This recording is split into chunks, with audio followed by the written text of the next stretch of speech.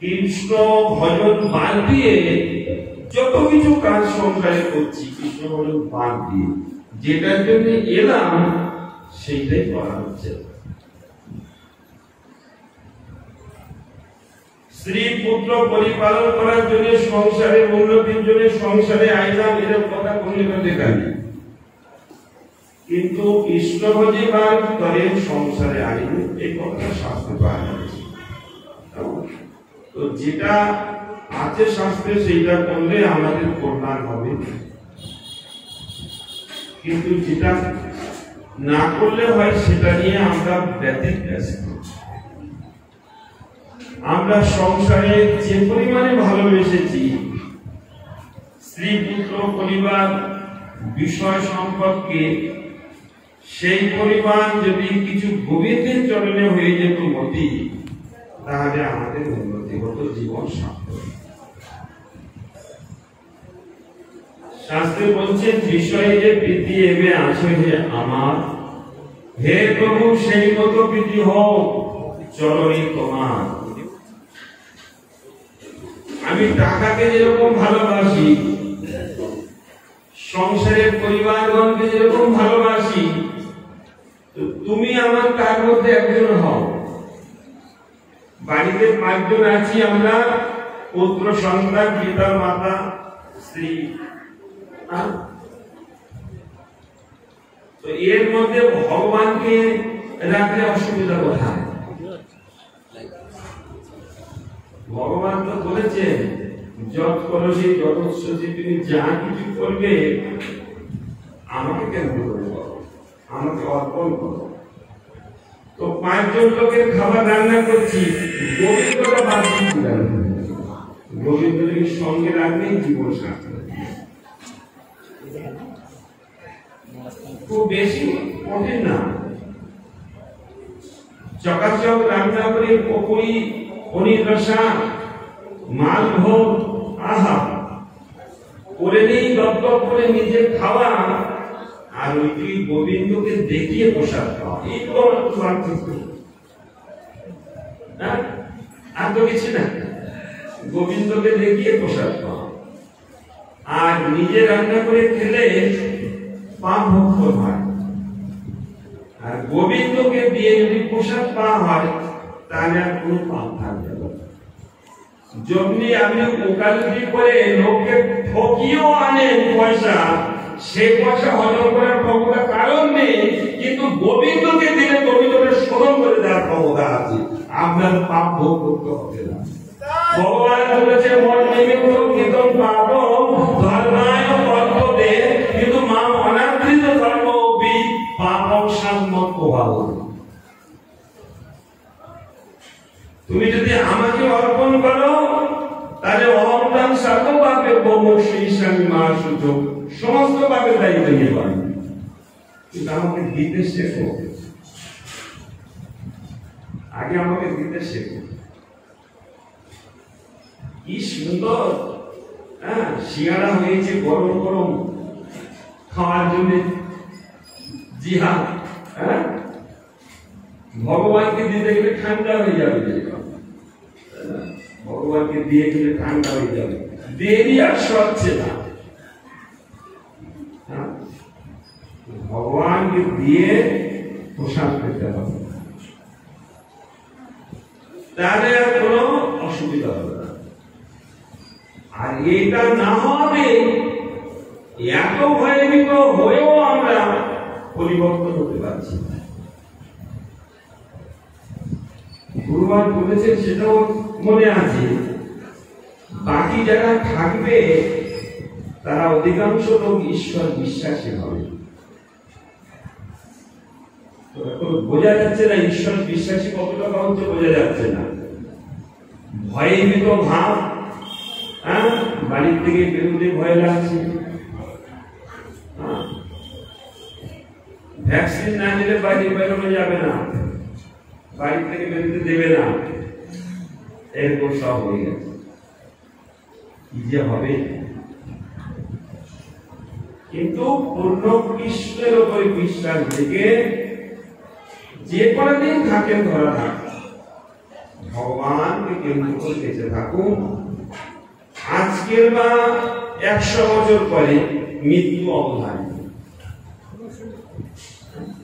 আজ বা 100 বর্ষে অবশ্য মরণ, নিশ্চিন্ত না দেবো ভাই, যত সিদ্ধ পার ভজ গোবিন্দ চরণ। এই জীবনের কোনো ঠিক নাই। আপনি আর কত বছর থাকবেন কেউ জানেন না, কিন্তু স্বপ্ন তো অনেক আছে। সামনে 2 বিঘা জায়গা হচ্ছে, রাস্তার পাশে একদম রোডের পাশে বাড়ি করা যাবে। এই 2 বিঘা জায়গা ছাড়া যাবে না। মাত্র 12 লাখ টাকা করে টাকা, 2 বিঘা জায়গা সবটা নেব, 4টে ছেলের বাড়ি করে দেবো। আর ওইখানে দোকান বানাবো, মাঝখানে একটা বিশাল বড় বাড়ি করে ব্যাংকের ভাড়া দিয়ে দেবো। স্বপ্নের শেষ নাই। তখন কি হচ্ছে, একটা আগরবাতি এনেছি, চান করে এসে ভিজা গামছাতে মারবো, ওই ধূপকাঠি ধরিয়া যত ঠাকুর ঘরে আছে আলোক সবাইকে ঘোরাচ্ছে, হে মা কালী, হে দুর্গা, হে চণ্ডী, হে সরস্বতী। 4টে মেয়েকে যেন আমি ভালো করে বিয়ে দিতে পারি। আর এই জায়গাটা 2 কোটি টাকা দাম, মাগো ওইটা যেন তুমি আমার করে দাও। ধূপকাঠি হচ্ছে, আর স্বামীর ক্যান্সার হয়েছে, ওর একটা যেন অ্যান্সার পাই আমি। তো 2 পয়সার আগরবাতির দ্বারা যদি 4 কোটি টাকা প্রার্থনা করে, তো গোবিন্দ বুঝতে পারছে যে কত বড় ঠক। ও আমার কাছে না, ও আমার কাছে আদায় করার ধান কাছে যাবো আমি কেন যাবো কাছে? তো ঠকবাজি করার জন্যই করছে। ও সংসারে কি করে উন্নতি হয় সেই জন্য ও ধূপকাঠি দৌড়াচ্ছে। ও ধূপের গন্ধ আমার দরকার নেই, বাবা আমি যাবো না কাছে। এই সামনে চলে গেল না জন্মাষ্টমী, কদিন পরে লালা আমার একটু বড় হয়ে যায়। তো বললাম একটু বড়, আর তারপরে লালা। তো গুটগুন গুটগুন গুটগুন করতে করতে আর গেটের বাইরে চলে এসছে। গোকুলের 84 খম্বা ওর বাইরে চলে এসছে।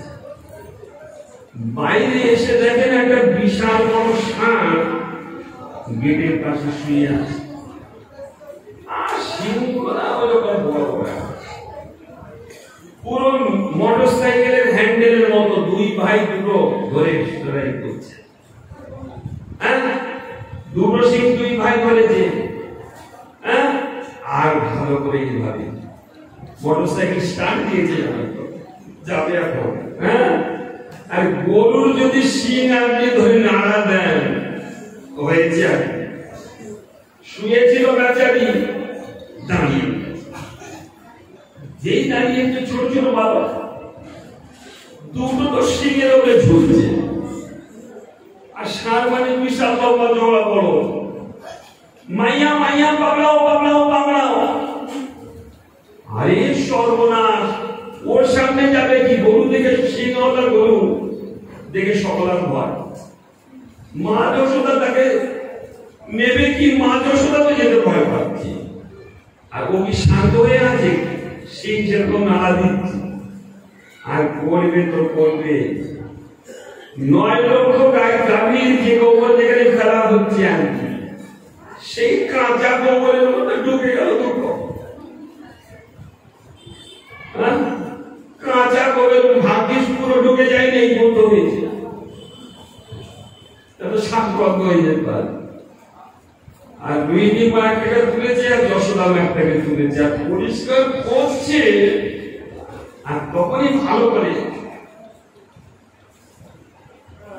যদি কোনো মা না ছেলেকে ভালো করে স্নান টান করিয়ে, কেশগুলো সুন্দর করে সাজিয়ে, আর ওকে একটু মতির মালা দিয়ে সাজায়, মাথাতে একটা ময়ূর পাখা দিয়েছে, অলকা করে দেয়, দেওয়ার পরে যদি ও খানা মাখে, সে মায়ের কেন হয় বলেন তো?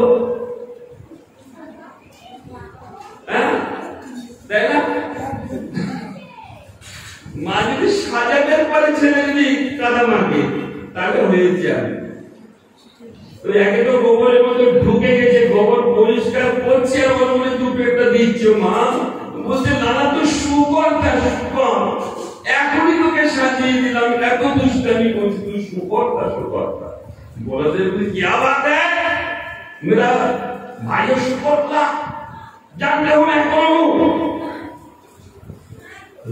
বলছে কি কাকে কি বলছিস? হ্যাঁ, কোন তো কোন? বলে আমি সেই শেষ, मैं शेष हूं, मैं शेष।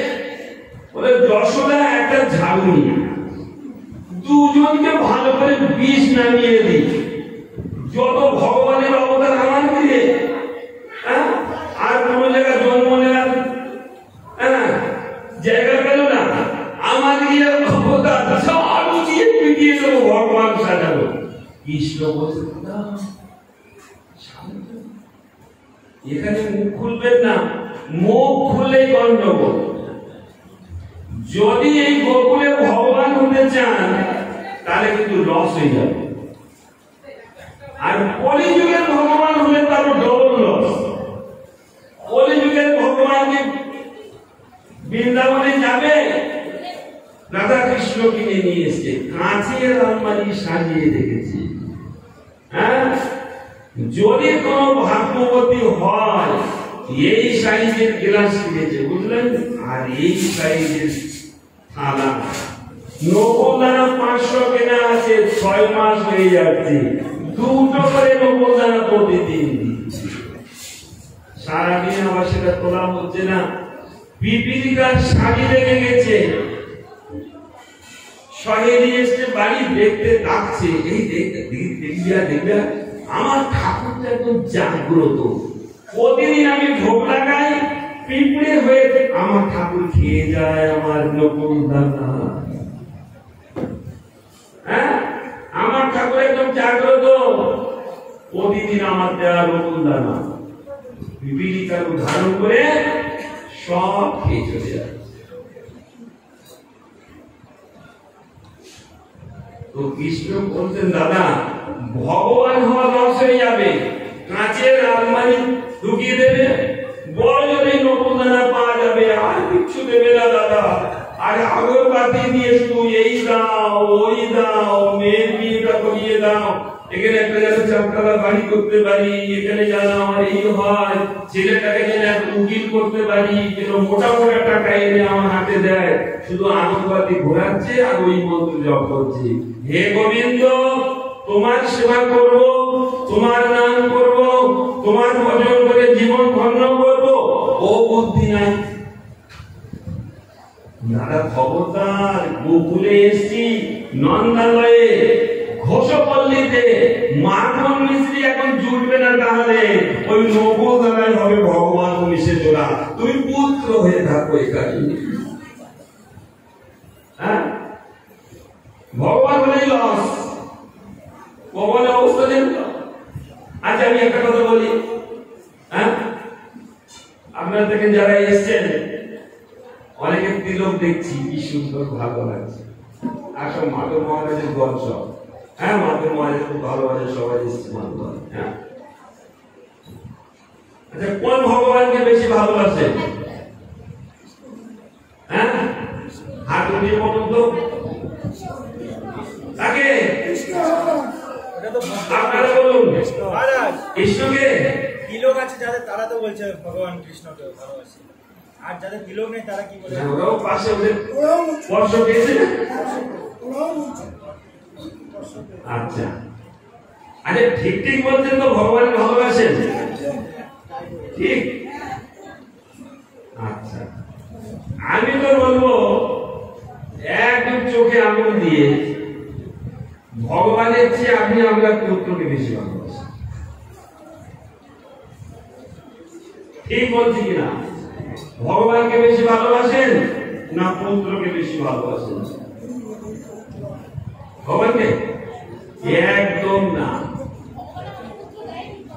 হ্যাঁ, আচ্ছা আমি হিসাব দিচ্ছি, মান্থলি খরচ পুত্রের প্রতি বেশি হয় না গোপালের প্রতি বেশি হয়?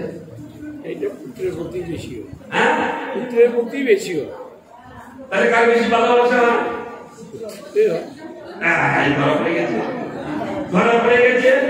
মান্থলি খরচ না পুত্রের প্রতি বেশি হয় না ভগবানের প্রতি বেশি হয়? একদম সব অঙ্কটাকে ধরা পড়ে যাবে।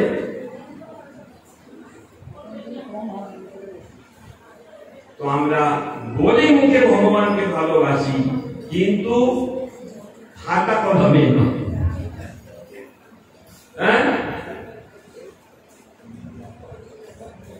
বইয়ের পিছনে যে টাকা খরচা হয়, ছেলের পিছনে যে টাকা খরচা হয়, সেই টাকা গোবিন্দের পিছনে হয় কি না? যদি কারো হয় তো সেই বেশি ভালোবাসে, যার হয় সেই বেশি ভালোবাসে। একদম সব।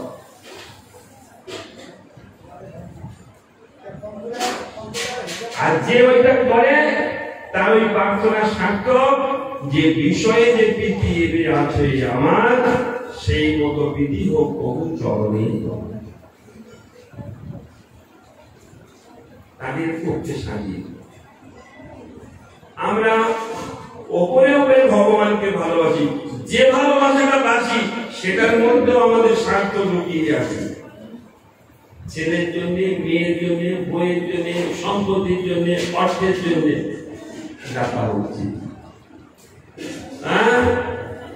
ঠিক ঠিক গোবিন্দের জন্য আমরা ডাকতে পারছি না, যার জন্য তো মুশকিল হয়ে গেছে। ও সঞ্জীবনী, এখানে একটু আসো। কি করছি?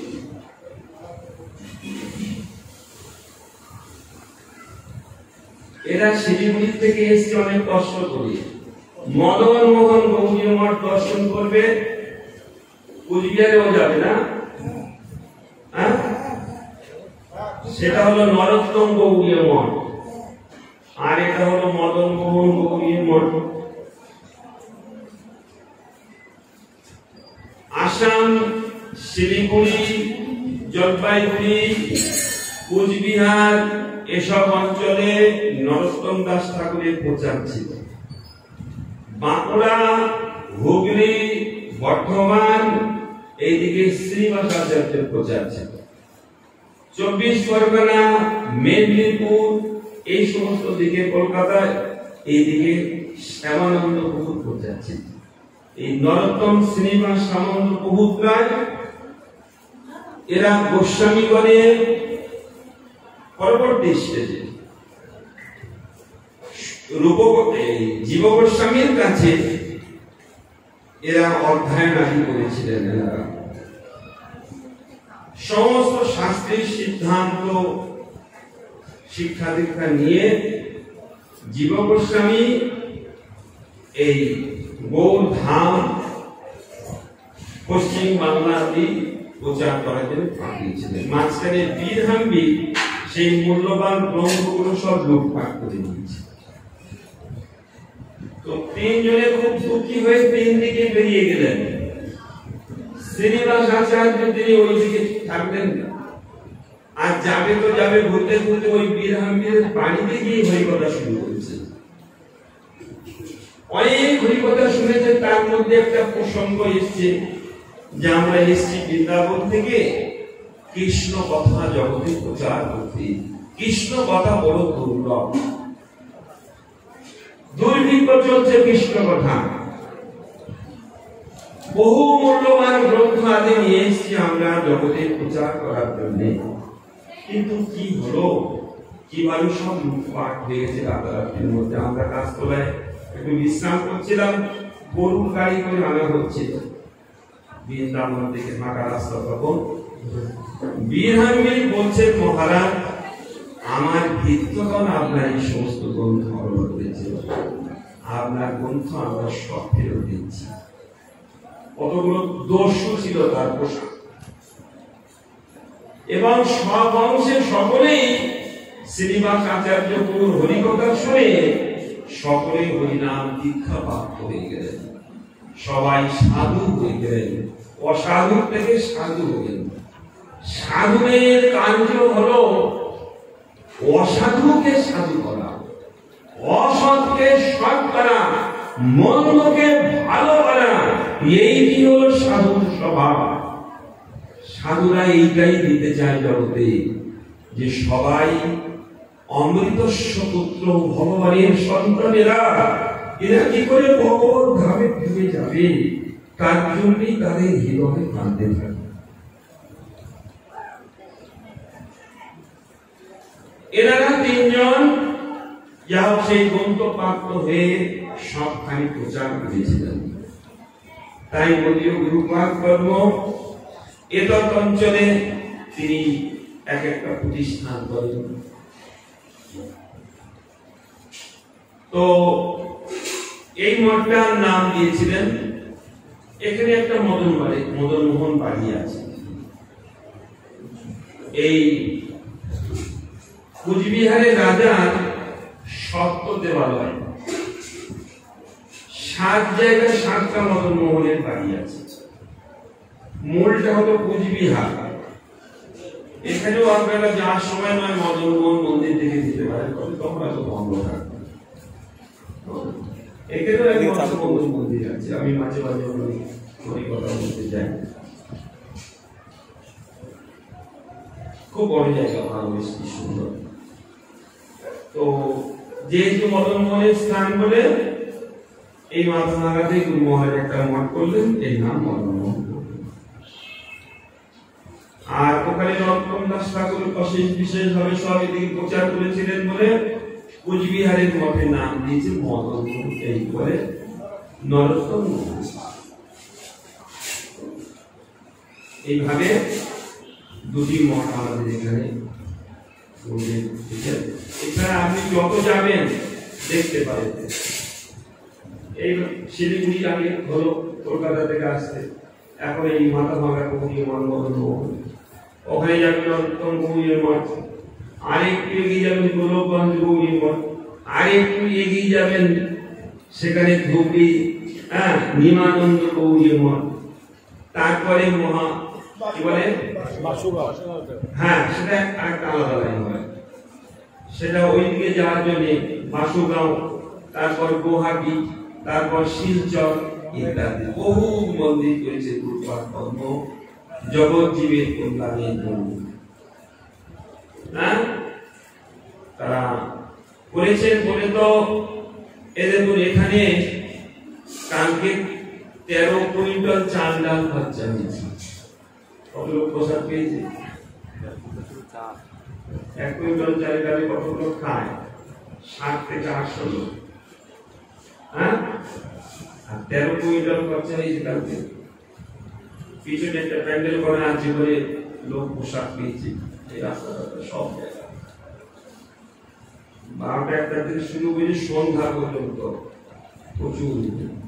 তা এতগুলো লোক এখানে এসে আনন্দ পাচ্ছে। ভগবত মন্দিরে আসছে, পরিক্রমা করছে, প্রসাদ দিচ্ছে, এর একটা কৃপা। তো সাধুগুরু বৈষ্ণব জগতের কল্যাণ করার জন্য এই সমস্ত প্রতিষ্ঠান করেন। এইসব প্রতিষ্ঠানে যারা সেবা করার সুযোগ পাচ্ছে তাদের জীবন ধন্য হচ্ছে।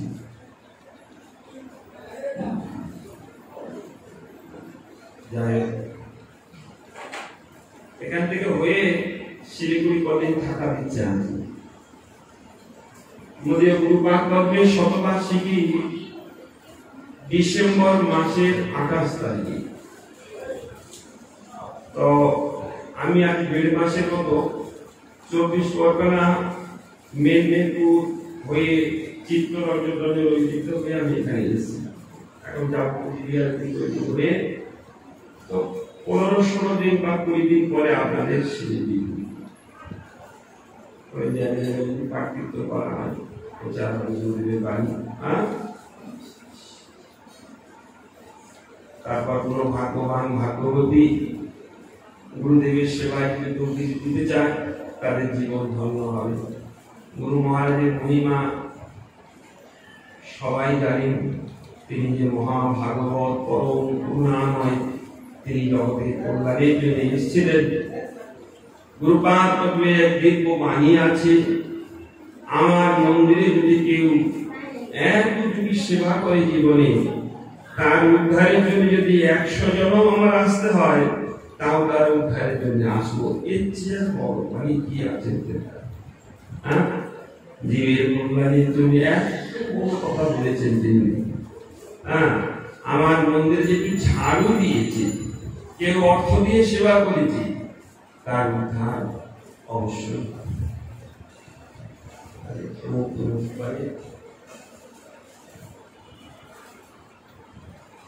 जय जय वृंदावन बिहारी लाल की जय, जय श्री राधे। আমাদের শিলিগুড়ি থেকে না ভক্তরা কৃষ্ণ কীর্তনে খুব নৃত্য করে, আর নাচের মাস্টার এসছে আমার এখানটা, কি সুন্দর। তো জগন্নাথ প্রভু একটু এইদিকে আসো, একটা ভজন কীর্তন ধরি, আর প্রভুর একটু নৃত্য করুন, একটু আরতি হবে, আর সব আরতি দর্শন করবে। जय जय वृंदावन बिहारी लाल की।